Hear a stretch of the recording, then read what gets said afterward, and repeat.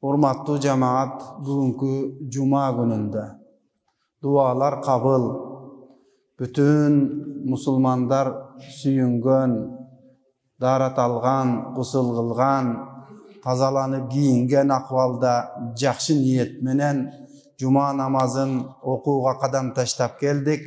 Allah subhanahu ve taala kadamlarımızga hasanatlar, jakşılıklar жазган bolsun. Amin. Bugünkü sizler menen süйлöşe oturgan temabız жалпы Kırgızstan boyunca din musulmandar din başkarmalığı tarafından her bir cumaga tema koyulgan. Mına ошол temalarımızdan biri bugünkü tuş gelgeni Ahli Sünne vel Cemaat akidası İmam Maturidi jönünde bayandama jasalmakçı. Ahli Sünne vel Cemaat akidası Maturidi jönünde. Maturidi kimdi Ahli Sünne dep aytabız. Al emi bizdin dinimiz, İslam şariatımız, jana Kur'an daima uşul 3 bagıtta. Kur'andağı 3 bölükte, 3 bagıtta, 3 maksatta. Anın birincisi Allah subhanahu ve ta'ala'nı tanıtı. Allah Taala jönünde. İhlas suresindagi bilebiz, müşrikler gelip Peygamberimiz Aleyhisselam'dan senin Kudayın kanday? Sebebi alar özlerinin Kudayın görüp altından, temirden, jıgaçtan, jezden, dağım neden jasap algan. Oşol siyaktı özlerindey elestetip Peygamberimiz Aleyhisselam'a senin Kudayın kanday? Bizge sürettep berçi. Temirden mi, altından bu, ya bir başka kımbat nerselerden mi? Degendey Peygamberimizden soraganda İhlas suresi düştü. Kul huvallahu ahad. Allah Taala aytqın ey Muhammed. Allah jalgız. Allahu samad. Allah Taala eş nersege muhtaç emes. Sizlerden Kudayıngар adamların jasap bergenine muhtaç. Jasap, kozdop, ilip koygonga muhtaç, bir jerge turganga muhtaç yok. Allah Taala'nın eş nersege muhtaçlığı yok. Alamdağı bardık nerseler Allah'a muhtaç. Allah hiçbir muhtaçlığı yok zat. Bütkül alamdı jaratkan, adamlardı jaratkan, can janiwarlardı. Aytor gözüňiz menen görüp turgan jaratılış, gözüňiz menen göre albagan, biz bilgen akılыбыз menen tanıgan jaratılıştın bardığın Allah Taalam jaratkan. Al eştekege muhtaç emes. Lem yelidi ve lem yuladi. Al özü de törebedi. Özü de törelgen jok. Tuğulu ösken jok. Bunu menen tuğulu ösken bardık Kuday olmuş. Uydu Kuday dep atışat. Gede adamdardı Kuday dep atışat.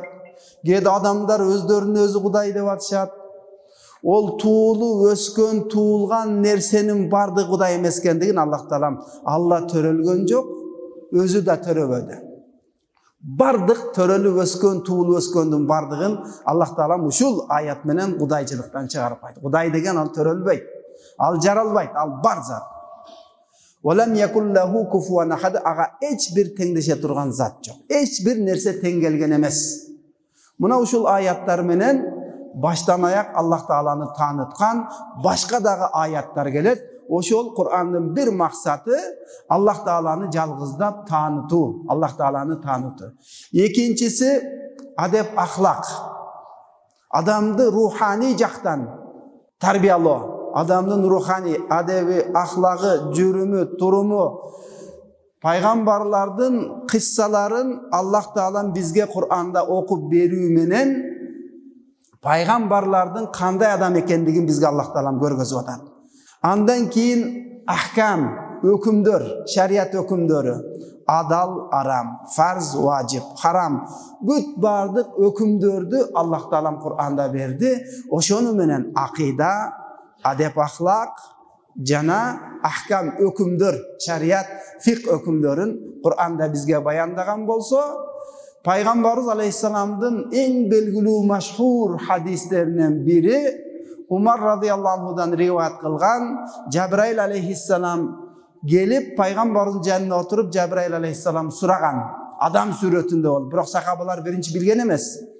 Ошондо тизесine тийгизип, эки колун тизесинин үстүнө коюп, адеп менен, ахлак менен отуруп, сахабалар ал кишинин сафардан келген дейин десе, сафардадан бир аз жүдөп, чарчашып, кийимдер кирдеп калган болушу мүмкүн эле. Анын кийимдери даппак, чачтары дагы капкара, таптаза, ушундай бир сонун адам. Сафардан да келген жок. Бирок бизден бирөө жарымы тааныйбызбы десек, эч кимибиз да тааныбайбыз. Ушундай бир инсан келип пайгамбарыбыз жанына отуруп 3 суроо сураган. Ошондо иман жөнүндө сураган. Иман деген эмне? Пайгамбарыбыз алейхиссалам жооп берген. İslam жөнүндө, өкүмдөр жөнүндө сураган. İslam деген эмне? Пайгамбарыбыз алейхиссалам жооп берген. Анан үчүнчүсүндө ихсан жөнүндө сураган. Ихсан деген эмне? Мына ошол ихсан адамдын таалим тарбиясы болуп, хадисте дагы 3 бөлүктөн келди. Kur'an'da dağı ошондой болуп келди. Ошонун бирөөсү бүгүнкү бизге байланыштуусу акыйда. Эң биринчи Аллах Тааланы таануу, ахлу сунна вал жамаа. Ахлу сүннөт вал жамаат акыйдасы. Ахлу сүннө деген эмне? Сүннөт эли, сүннөттү бекем кармагандар. Вал жамаа жамаатта болгондор. Ал жамаат кайсы жамаат? Пайгамбарыбыз алейхиссаламдан риваят болгон хадисте عن عرباد بن سارية قال فعليكم بسنتي وسنة الخلفاء الراشدين من بعدي. Бұл хадисте Пайғамбарымыз алейхиссалам айтты: менин сүннөтүмдү бекем кармагыла, жана туура жолдогу халифалардын жолун бекем кармагыла деп Пайғамбарыбыз сүннөтүмдү бекем кармагыла, жана туура жолдогу халифаларды, сахабалардын жолун бекем кармагыла деп Пайгамбарыбыз алейхиссалам айткан. Ошондуктан ахли сунна, сүннөттү бекем кармангандар, вал жамаа. Кийинки хадистерде Пайгамбарыбыз алейхиссалам ва иза раайтум ихтилафан фаалейкум биссавадил а'зам. Мына хадистин уландылары да бар. Бул хадисте Пайгамбарыбыз алейхиссалам айтты: иза раайтум ихтилафан. Силер качан карама каршылык, бөлүнүү, ихтилафтарды көрүп калсаңар, анда силер савадул а'замды бекем кармагыла. Савадул а'зам чоң жамаат дейбизби? Же болсом чоң каралык дейбизби? Мындайча айтканда бизде баякы адамдардын, жамааттын көптүгүн кара менен түшүндүрөбүз го, кара кол деп. Кап-кара болуп адамдар турат, бул көп болуп турат дегендин маанисинде Пайгамбарыбызда биссавадил а'зам, эң калың болгон жамаатты кармангыла деп Пайгамбарыбыз айтты. Ушундан ахли сунна вал жамаа. Сүннөттү бекем кармангандар жана жамаатта бекем болгондор. Ал эми жамаат дегенде кайсыны түшүнөбүз дегенде, Муртаза аз-Забиди деген алым өзүнүн İthafu Saadetil Muttaqin деген китебинде ал жамаат, каралык, көптүк, эң чоңдук кимде десе, булар 4 мазхаб. Имам Азам Абу Ханифа, Имам Шафии, Имам Малик, Имам Ахмад. Имам Малик, Имам Ахмаддын жолдору ушул мазхаб.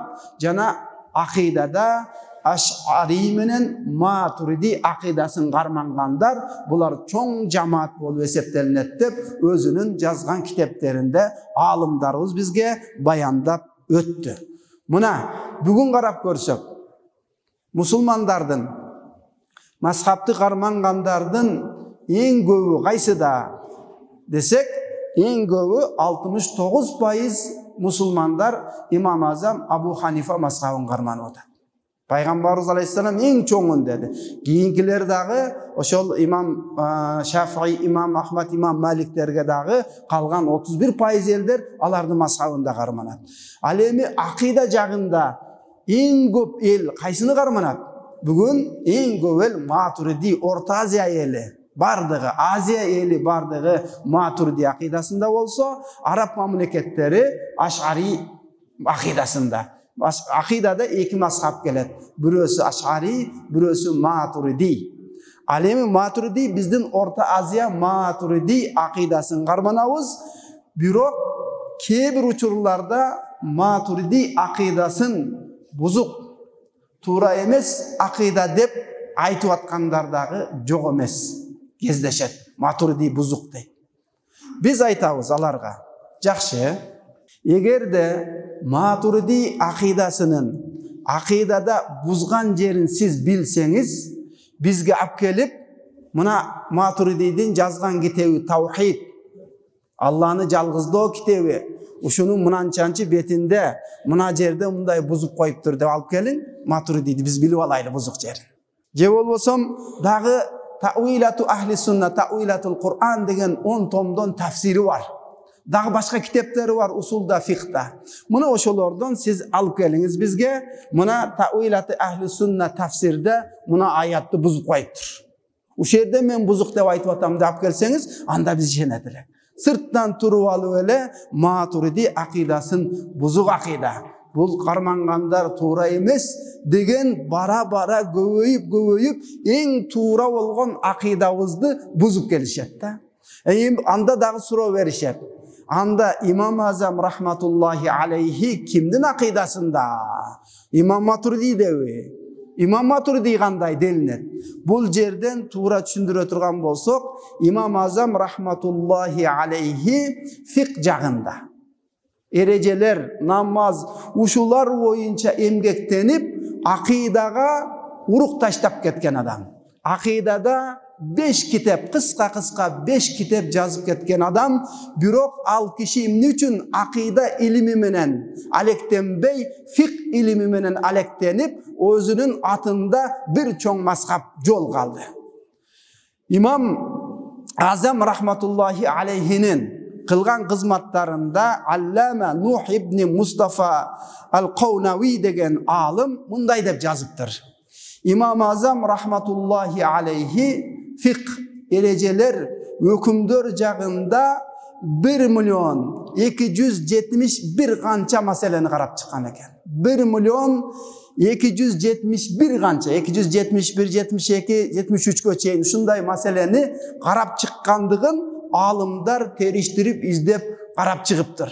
Алар ошол учурда фикхка муктаж болгон, эрежелерге муктаж болгон. Акыйдада Аллах Тааланы таанууда алар түп-түз эле Аллах Тааланы эч бир нерсеге муктаж болбостон, Кур'анда аятта кандай келсе, хадисте кандай келсе, ошондой гана тааныган. Андыктан 5 китеп: Ал-Алим вал-Мутааллим, Ар-Рисала, Ал-Васия, Фикул Акбар, Фикул Абсат деген 5 китепти акыйда жөнүндө жазып койду дагы, кыска кылып туруп. Андан кийин фикх менен алектенди. Азыр айтып өткөндөй, фикх менен алектенгенде алымдарыбыз айтат. Имам Азам рахматуллахинин алдында ушул маселелерди чечкенде 40 эң жетилген муштахид алымдар маселелерди карап чыгып, 40 алым карап чыккандан кийин имам Азам рахматуллахи алейхи сунулат. Имам Азам рахматуллахи ошо 40 алымдын элегинен өткөндөн кийин анан ошону карап чыгып туруп, туура экен, бул экен деп өкүмдү берип турган ушундай алым зат ал фикх менен алек болгон экен. Ал эми Матуриди рахматуллахи алейхинин атына эмне үчүн акыйда анын атына болуп калды? Себеби имам Матуридидин устазы, имам Матуриди рахматуллахи алейхинин устазы Абу Наср ал-Иязи, ал-Иязи кийин ошол киши Дарул Журжания деген окуу борборунда жетекчи болуп турган, Журжанияда. Андан кийин имам Матуриди ошол имам Азамдын жолундагы, имам Азам рахматуллахи алейхи жолун таратуучу окуу борбордо имам Матуриди жетекчи болду. Кийин имам Азам академиясы деп атап коюшту. Дарул Журжанийди имам Азам академиясы деп Матуриди ошол жерге жетекчи болгондон кийин аны ушундай деп атап койду. Имам Матуриди рахматуллахи алейхи имам Азам рахматуллахи алейхинин шакиртинин шакирттери болот. Имам Матуридидин устазы имам Азамдын шакиртинин шакирти болот да. Ортодо 3-4 устаздан кийин имам Азам рахматуллахи жолугат. Эми имам Матуриди акыйда боюнча, Аллах Тааланы таануу боюнча көп эмгек кылып, бүтүн өмүрүн акыйда жаатына сарптады. Имам Азам фикх жаатында сарптаган болсо, имам Матуриди акыйдага өмүрүн сарптап, акыйда китептерди жазып, биздин diyarlarga mavara nahr. Mındayça aytkanda Cayhun, Amu darıyasının arkasında yaşagandar, Amu darıyasının aragında yaşagandar dep biz Orta Aziya eli aytılabız. Uşul jaktarga Şiyalardan girip gelbey kalgandığı. Bugün bizde alhamdulillah bolbosa ne degen Mu'tazilalar, Karamitalar, Sanaviler, oşondoy ele Cahmiler, dagım ne degen toltura agımlar çıkıp Maturidilerden tuşunda adamlardan başın aylandırıp Allah Teala'ga kemçildik jaratıp köp buzuk işlerdi kılganda İmam Maturidi jana bunun şakirtleri bizdin Orta Aziyaga bir da oşondoy agımdardı girgizbey alar menen güreşip turgan. Mundayça aytkanda alar bizge bayakıl çep kurgan, manavi çep. Oşolordun agımdары bizge girip geleyin dese alımlar alardı sındırıp tuura emes eken jerlerini aytıp Maturidiler kitapты жазıp tayar kılıp Orta Aziya elinde Maturidiler şunday emgek kılgandыкtan bugün bizdin Kırgızstanda Orta Aziyada Şia deyibizbi, Mu'tazila deyibizbi, Karamita deyibizbi, Havariciler deyibizbi, ne degen bozuk agımdar, akidat adamların başına aylandırgandar çıkkan, bugün Arap memleketlerinde çoğulu aralaşıp öyle yaşap, balgim soğuşlardan oşol memleketlerde çıkıp atışına dağı, oşol akıl jaktan, akida jaktan talaşlar sebep olup atkan boluşu mümkün. Bizde anday akidalar, anday agımdardı, Maturidi rahmatullah aleyhi İmam Azam'dın жазıp ketken 5 kitabın kurç dalillerminen gengeytip, şarhtap, çoğoytup, ömürün uşul akidaga arnap, al agımdar menen güreşip, bizdin Orta Aziyaga girgizbey turgan Maturidi. Mına Maturidimiz uşunday bizge ulu jakşılıktardı kılıp öttü. Yemi İmam Maturidi'ge alımdarımız ne degen namdardı, ne degen attardı berdi. Birisi Şeyh degen nam verildi. Şeyhül İslam, İslam'ın şeyhi degen nam verildi. İmamul Huda degen tuğra jolga baştoğuçu degen, İmamul Huda degen namdı verdi. Alamul Huda, tuğra jolga baştoğuçu mayak, belgi, tuğusu, jelegi degen namdı verişti. Raisu maşayikhi Samarkand, Samarkand şeyhlerinin jetekçisi, raisi degen nam verdi. İmamu ahli sunna, Ahli Sunna'nın imamı degen nam verdi. İmamul Mutakallimin, akidaçılardan imamı degen namdı Maturidi rahmatullahi aleyhi'ge arnaşkan. Bizdin karmanı atkan Maturidi akidavızdın maskab jetekçisi oşol İmam Maturidi rahmatullahi aleyhi uşunday ilimder menen özü belgili olup andan keyin Peygamberimiz aleyhissalamdın tuşunda Peygamberimiz ötkönden keyin sahabalar degen at menen turdu. Andan keyin Savadul Azam degen atqa göçürüldü. Peygamberimiz hadisine layık. Andan keyin cemaat, akida jagında cemaat degen at menen turdu.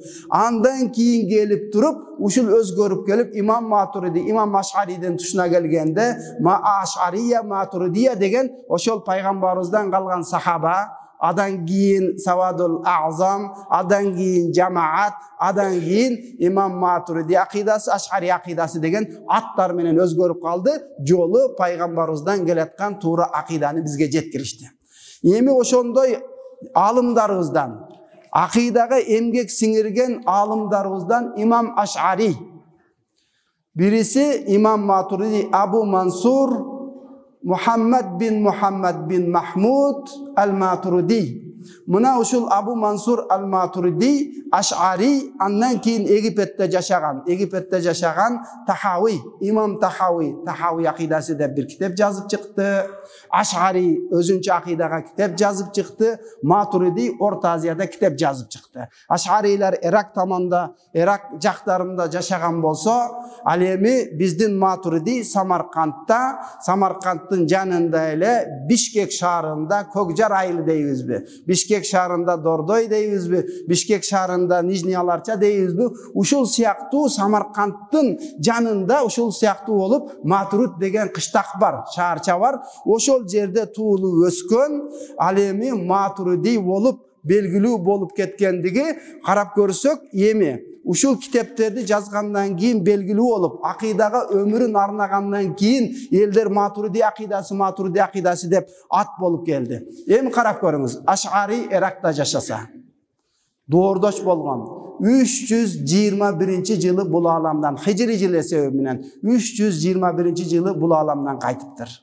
Андан кийин Тахауи 324-жылы Египетте аламдан кайткан. Матуриди 333-жылы хижриде бул Самаркандта Матурид кыштагында аламдан кайтып ошол жерге сөөгү коюлган. 3 алым бири-бирин көргөн эмес. Бири-бири менен жолуккан эмес. Устаздары да бир болгон эмес. Бирок Тахауидин акыйда жөнүндө жазган имам Тахауидин акыйда китебин алып келип алымдарыбыз. Матуридидин жазган китептерин, Аш'аридин жазган китептерин алып келип салыштырса, Алланын кудурети менен үчөө бирдей экен да. Үчөө бардыгы окшош. Египетте жазылган көргөн эмес. Эмнени баяндайт? Бул ушул пайгамбарыбыздан келаткан туура жолду Египетте баяндап бергендиги. Туура жолду имам Аш'ари Ирак ошол Шам жерлеринде баяндап бергендиги. Имам Матуриди Орта Азияда ошо пайгамбарыбыздан келаткан туура акыйданы, туура илимди бизге баяндап бергендиги экендигинин далили. Эми булардын акыйдасы эмне? Акыйда деген эмне өзү? Акыйда илимине келе турган болсок, акыйда мындайча айтканда бир түйүндү бекем бууп коюу сөзүнөн алынат. Бирдекени бекем түйүп салат.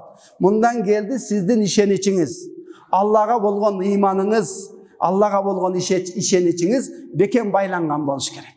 Сизди эч ким чечип кете албаган болуш керек. Бирөө келип алып, Кудай жок экен десе, Кудай жок окшойт деп кетип калбашы керек.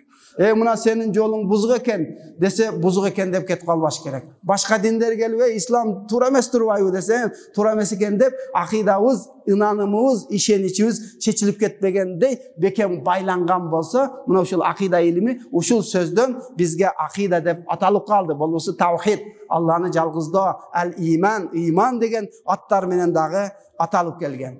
Эми Матуриди акыйдасына келе турган болсо, кыскача баяндайбыз. Бүгүнкү күндө Аллах субханаху ва таалага кемчилдиктерди жаратып, адамдарга окшотуп, бир жерлерге муктаж кылып, Аллах Таала жөнүндө көбүрөөк сүйлөгөндөрүбүз да кездешип атат.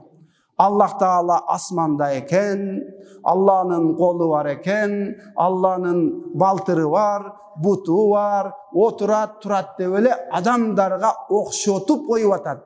Ал эми Матуриди жазган китептерде алам деген эмне десе, Аллах Тааладан башканын баары алам болот дейт. Аллах Таалам аламга кирбейт экен.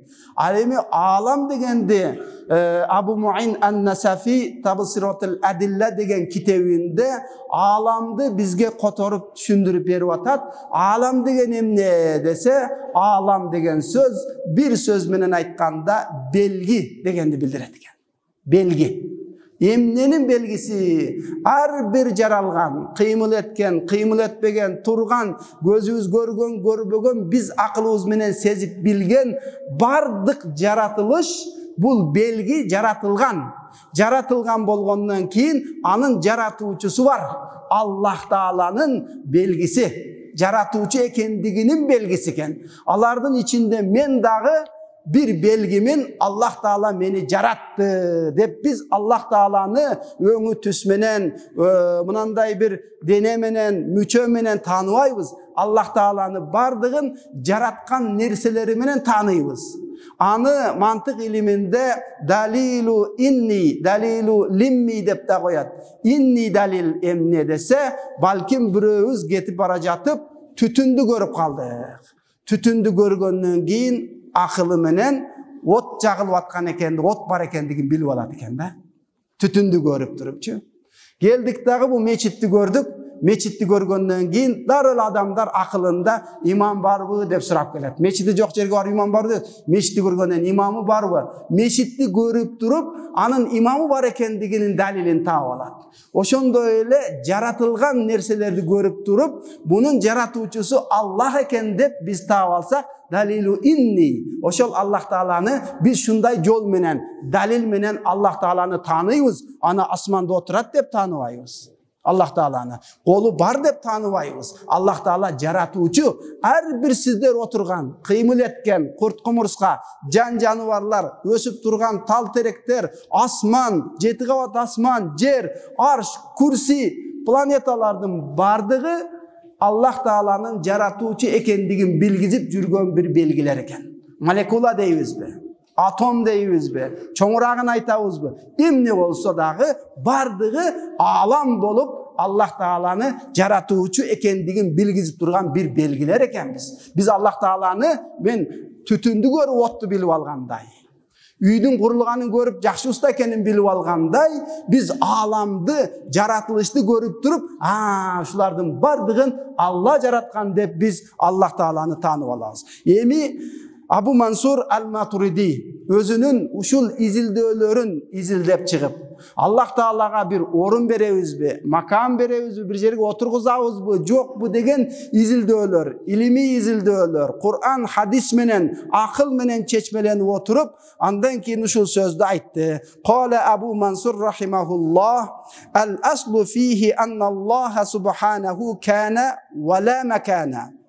وجائز ارتفاع الأمكنة وبقاؤه على ما كان فهو على ما كان وكان على ما عليه الآن" деп ушул сөздү эң сонун сөздү айткан. Мында не дейт? Албетте негизи асылында бардык илимдер изилделип көрүлүп чыккандан кийин Аллах субханаху ва таала кана, ал болгон, ал жаралган эмес. Эзелтеден бар. Аны эч ким жараткан эмес. Аллах Таалам эзелтеден бери бар. Кана вала макана. Аллах Таалам бар учурда макан, жер, орун жок болчу. Аллах Таалам орунду да, маканды да, асманды да, жерди да, бардыгын, тарапты да, алды тарап, арка тарап, үстүнкү тарап, бардыгын Аллах субханаху ва таала жараткан. Важаизун иртифаул амкина. Биз айтып аткан мекендер, тараптар, асман, жер бардыгы жок болуп кетүү мүмкүнчүлүгү бар. Аллах Таала бир күнү жок кылып койсо, ва бақауху ала ма кана. Аллах Тааланын калуусу түбөлүк мурда кандай болгон болсо, дагы деле аламдын барын жок кылса да Аллах Таалам өзүнүн ордунда бар боюнча кала берет. Фаху ала ма кана. Аллах Таалам өзү мурда болгондой, ва кана ала ма алейхил ана. Азыр дагы ошо мурда эле болгондой, же болсо азыр деле болгондой, мурда дагы алам жарылекте Аллах Таалам ошондой болчу деп имам Матуриди бизге ушул жакшынакай сөздөрүн жеткириптир. Буну бүгүнкү күндө биз адамдарга оор келет деп көп жылдардан бери айтпай келдик. Себеби акылга, ойлоно турганга, себеп изилдене турганга себеп болгон илим болгондуктан элибиз, журтубуз жөн эле Аллах Тааланы акылы менен, жаратылган нерселери менен таанып жүрсө, бүгүн Аллах Тааланы бир жаныбарга, bir buyumga, bir aytaylık çoğun insanga okşatıp kolu var, asmanda oturat, baltırı var, kurside oturat dep bir canavarga okşatıp koyup atkandığı Allah Taala'ga jetkizip atkan en çoğun kemçildik. Emi Maturidi'de ne üçün jamandap gelişti?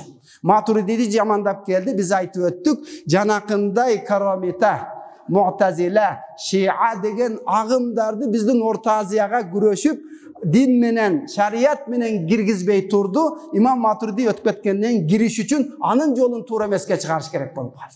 Anın yolun tuğra emeske çıkarsa andan keyin alar gir alat ele bizge. Bul şariatta Peygamberimiz aytpagan akıl menen dalillerdi keltirgen degen doomatты koyuştu. Hakikattan İmam Maturidi rahmatullah akıldı da işletip durup alarga akıl menen kaytarıulardı berip turgan. Emne üçün? Sebebi İmam Maturidi'nin tuşuna gelgende, İmam Maturidi rahmatullah'ın tuşuna gelgende bayak ağımdar gövöyüp Murda aytaylık hadiste uşunday eken dese düşünüp kete bergen. Kur'anda uşunday eken dese düşünüp kete bergen. Kийинки doğrularda gelip Müslüman emes filosoflar gelip aytıştı. Men Kur'anda tan albay, men Müslüman emesmin. Men hadiste tan albay, men Müslüman emesmin da. Dedi dağı filosofiyalık ilminen. Anda İmam Maturidi rahmetullahi bular hadis tan albaytken, Kur'an tan albaytken bizde Kur'anda uşunday, hadiste uşunday da oturuverse bola öyle.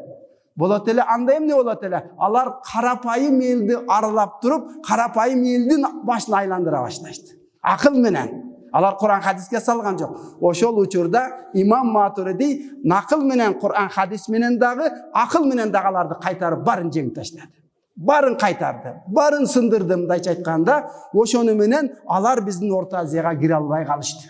Ötkөндөн кийин анын жолун жамандап, анын жолун туура эмес деп, бизди сактап калган эң туура акыйданы түшүндүрүп берген Имам Матуридиди туура эмес дегендер дагы. Ал эми акылга келе турган болсок, Аллах субханаху ва таала афала тaqilun. Акылыңарды иштетпейсиңерби? Афала ятафаккарун. Ойлонуп көрүшпөйбү? Afala yaqilun. Akıllarını işletip görüşpöybü degen ayattар menen Kur'anda kaytalanıp akıl menen dağı işteşke bizge Allah Taala buyruk berip özünün Kur'anda işaret bergenler bar. Oşol sebepten ulam Maturidi rahmetullahi aleyhi Kur'an hadisten dağı alıp durup gerektiği yerinde akıl menen dağı alardın filosoflarının buzuk akılına, buzuk akidasına, buzuk işenimine karşı akıl menen dağı alardı sındırıp bizdin elibizdi şunday arkanday ağımlardan taza saktap kalgan ulu imamımız, alımımız İmam Maturidi rahmetullahi aleyhinin jatkan jerin Allah Taala'nın jaylı kılıp cennetten,